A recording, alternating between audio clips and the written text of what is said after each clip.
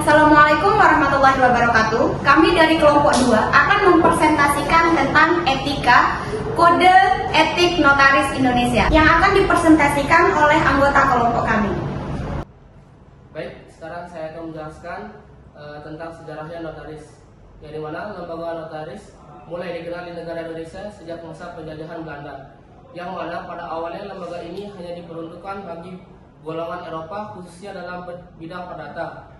Namun, dalam hal perkembangannya, lembaga notaris juga dibutuhkan di tengah-tengah masyarakat Indonesia yang membutuhkan alat bukti tertulis dalam membuat suatu perjanjian. Profesi notaris merupakan profesi yang sangat penting dan dibutuhkan dalam masyarakat, mengingat fungsi dari notaris adalah sebagai pembuat alat bukti tertulis yang mengenai akta-akta atau akta-akta autentik sebagai yang tercantum dalam pasal 1868 KUH Perdata. Akta autentik berdasarkan pasal 1868 KUH Perdata adalah suatu akta autentik adalah suatu akta yang di dalam bentuk yang ditentukan oleh undang-undang yang dibuat oleh atau di hadapan pegawai-pegawai umum yang berkuasa untuk itu di tempat di mana akta dibuatnya. Selanjutnya, saya akan melanjutkan kepada materi profesi notaris. Notaris merupakan profesi yang membuat akta-akta sebagai alat bukti atas perbuatan hukum di bidang keperdataan sampai dengan keluarga, dan menjadi seorang pihak yang berperan menyimpan data pribadi dan melengkapi data. Notaris adalah profesi hukum yang mulia dan dikenal dengan officium nobile, karena profesi notaris memiliki hubungan erat dengan kemanusiaan. Akta yang dibuat oleh notaris dapat menjadi dasar hukum atas status harta benda, hak dan kewajiban seseorang. Keliruan atas akta yang dibuat notaris dapat menyebabkan tercabutnya hak ataupun terbebaninya seseorang atas suatu kewajiban. Dengan demikian, notaris dalam menjalankan tugas jabatannya harus mematuhi ketentuan yang terdapat dalam Undang-Undang Nomor 30 Tahun 2014 dan perubahannya. Notaris adalah pejabat umum yang berwenang untuk membuat akta autentik dan memiliki kewenangan lainnya, sebagaimana dimaksud dalam Undang-Undang Nomor 2 Tahun 2014 dan perubahannya atau berdasarkan undang-undang lainnya, berdasarkan pasal 1 angka 1 Undang-Undang Nomor 2 2014. Baik, tadi sudah dijelaskan tentang sejarah dan pengertiannya.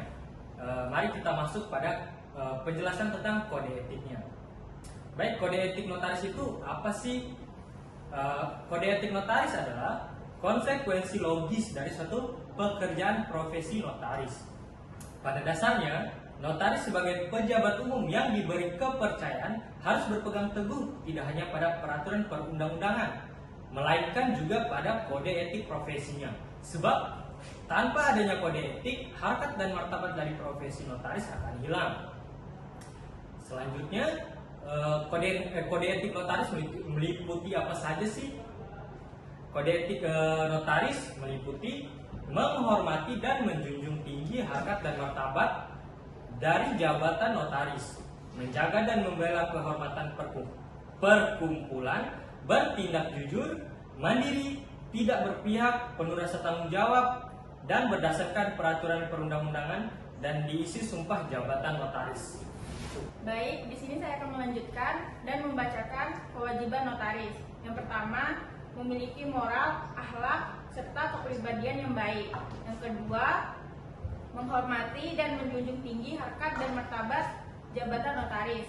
Yang ketiga, menjaga dan membela kehormatan perkumpulan. Yang keempat, berperilaku jujur, mandiri, tidak berpihak, amanah, sesama, penuh rasa tanggung jawab berdasarkan peraturan perundang-undangan dan isi sumpah jabatan notaris. Dan yang terakhir, meningkatkan ilmu pengetahuan dan keahlian profesi dalam yang telah dimiliki, tidak terbatas pada ilmu. Baik, selanjutnya saya akan membacakan tentang larangan notaris. Di dalam pasal 17 Undang-Undang Nomor 2 Tahun 2014 tentang jabatan notaris, larangan bagi notaris itu yang pertama adalah menjalankan jabatan di luar wilayah jabatannya. Notaris tidak boleh melakukan tugasnya di luar area ditentukan oleh hukum, yaitu profesi tempat ia berpraktik. Hal ini untuk memastikan bahwa akta yang dibuat memiliki kekuatan hukum dan dapat dipertanggungjawabkan. Yang kedua, meninggalkan wilayah jabatannya lebih dari 7 hari kerja berturut-turut tanpa alasan yang sah. Notaris harus berada dalam wilayah jabatannya untuk menjalankan tugasnya. Jika meninggalkan lebih dari 7 hari tanpa alasan yang sah, akta yang dibuat selama ketidakhadiran tersebut dapat dianggap tidak sah. Yang ketiga, merangkap sebagai pegawai negeri. Baik, saya akan melanjutkan materi tentang pengecualian terhadap kewajiban dan larangan sehingga tidak termasuk dalam pelanggaran profesi notaris. Antara lain, yang pertama, memberikan ucapan selamat. Yang kedua, ucapan berduka tidak dengan mempergunakan kartu ucapan, surat, karangan bunga, ataupun media lainnya dengan tidak mencantumkan notaris tetapi hanya nama saja. Yang kedua, perbuatan nama dan alamat notaris dalam buku, panduan nomor telepon, fax atau telex yang diterbitkan secara resmi oleh PT tersebut seperti PT Telkom dan atau instansi dan atau lembaga resmi lainnya. Yang ketiga, memasang satu tanda petunjuk yang sesuai dengan ukuran dan sebatas wajarnya saja. Baik, saya akan melanjutkan sanksi pelanggaran kode etik notaris oleh organisasi profesi notaris, dalam hal ini Ikatan Notaris Indonesia atau selanjutnya disebut INI. Pada Kongres Luar Biasa Ikatan Notaris Indonesia yang diselenggarakan pada tahun 2015, terdapat 2 kedudukan kode etik bagi notaris. 1. Karena sifat dan hakikat dan pekerjaan notaris yang sangat berorientasi pada legalisasi, sehingga dapat menjadi fundament hukum utama tentang status harta benda, hak dan kewajiban seorang para pihak yang menggunakan jasa notaris tersebut. 2. Agar tidak terjadi ketidakadilan sebagai akibat dari pemberian status harta benda, hak dan prinsip-prinsip hukum dan keadilan, sehingga dapat mengajukan hak-hak pribadi dari masyarakat pencari keadilan. Maka dunia notaris sangat diperlukan juga suatu kode etik profesi yang baik dan modern. Baik, saya akan melanjutkan. Pada pasal 1 ayat 8 Kode Etik Notaris ini menegaskan bahwa bila notaris melakukan pelanggaran kode etik, maka akan ditindaklanjuti oleh penegak kode etik notaris ini, yaitu Dewan Kehormatan Notaris.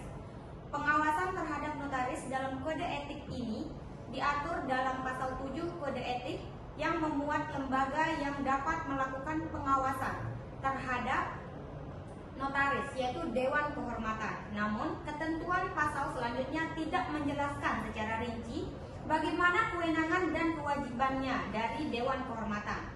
Praktik yang terjadi di lapangan, Dewan Kehormatan hanya menerima laporan saja dari masyarakat. Apabila benar terjadi pelanggaran yang dilakukan oleh notaris, maka Dewan Kehormatan akan menindak dan memberikan sanksi. Sanksi yang diberikan kepada notaris yang melakukan pelanggaran berupa 1. Teguran, 2. Peringatan, 3. Pemberhentian sementara dari keanggotaan perkumpulan, 4. Pemberhentian dengan hormat dari keanggotaan perkumpulan, 5. Pemberhentian dengan tidak hormat dari keanggotaan perkumpulan. Berikut adalah sanksi-sanksi yang diberikan kepada kenotariatan yang melanggar kode etik. Baik, jadi kesimpulannya, kode etik notaris pada intinya bertujuan untuk menjaga kepercayaan masyarakat, integritas profesi, dan melindungi kepentingan pihak-pihak yang menggunakan jasa notaris. Kode etik notaris menekankan pada keadilan dan kepentingan publik, profesionalisme dan kompetensi, kerahasiaan, independensi dan objektivitas, tanggung jawab dan akuntabilitas. Oleh karena itu, kode etik notaris merupakan landasan moral dan profesional bagi notaris dalam menjalankan tugasnya untuk memastikan pelayanan yang berkualitas, terpercaya, dan berintegritas demi tegaknya hukum dan keadilan. Terima kasih. Wassalamualaikum warahmatullahi wabarakatuh. 1, 2, 3. Sekian dari kelompok kami. Wassalamualaikum.